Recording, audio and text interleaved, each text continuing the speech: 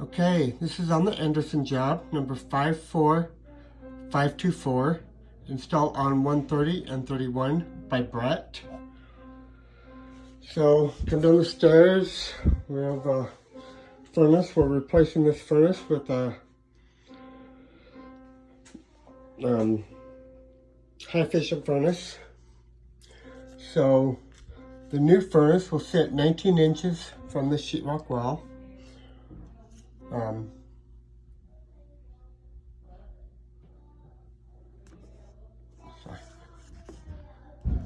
And it'll sit 1 inch from the back wall.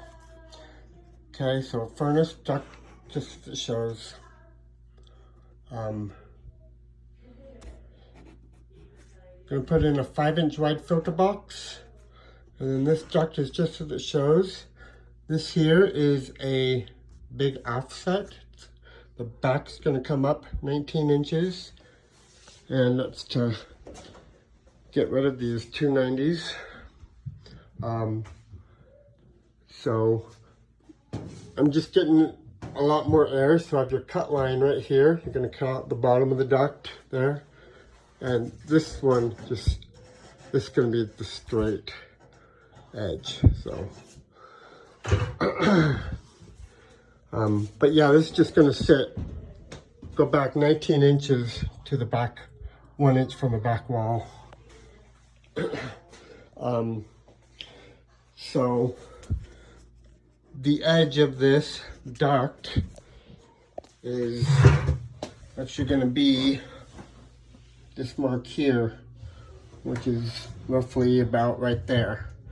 So Lance has on the scope to rehook up this 90, but to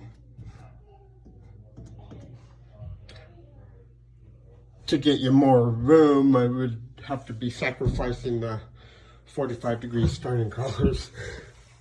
So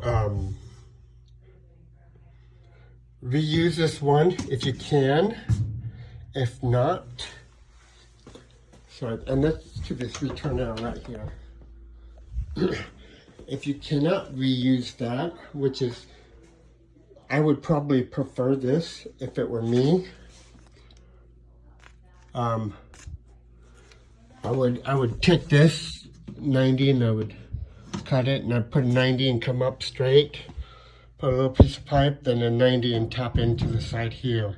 That'll give you a little bit room to work with it, and then it won't be so loud right in the end of the turning vanes. So that's what this picture is. Okay, so combustion air, not applicable.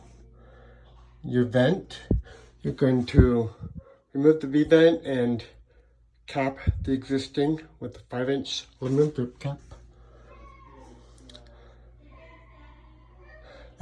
Your furnace flue, read the scope on it, but we're gonna come up in 2-inch PVC and go out.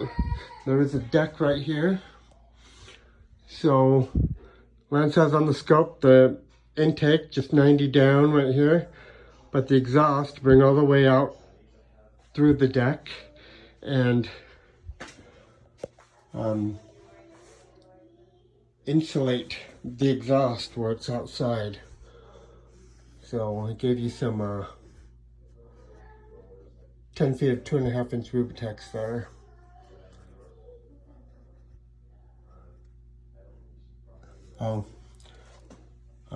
Add the stinger if needed. I don't have the instructions on me to know if it needs that stinger, so I'll look. But for right now, I'm adding it. So the gas. Okay, so the gas here, we're gonna remove this 12-inch piece and the caulk. We're gonna be reusing these two things, so don't throw them away. But here, we're going to put a 2-inch, a caulk, 2-inch T4 cap, then a flex, and then but you're going to reuse that existing caulk and reuse this 12-inch into the furnace. Okay. AC I'll go over in a minute. Drain to the floor, standard order. Thermostat, we use the existing Nest thermostat, but bring back the ordered thermostat and give it 2 Lance. And I went over the return arrow already. Okay, so the AC, I'm gonna flush the lines. Outside, we're going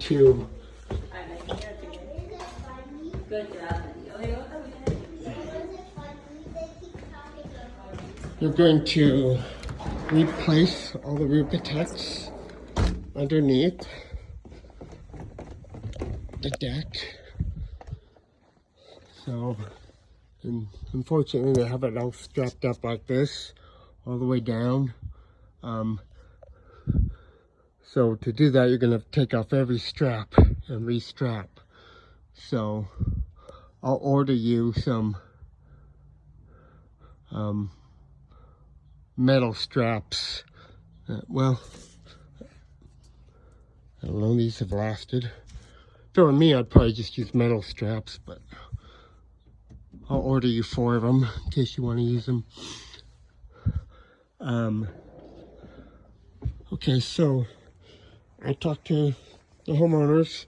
I told them we need 3 feet clearance from the front of our disconnect. If they want the AC over here, they would have to move the disconnect.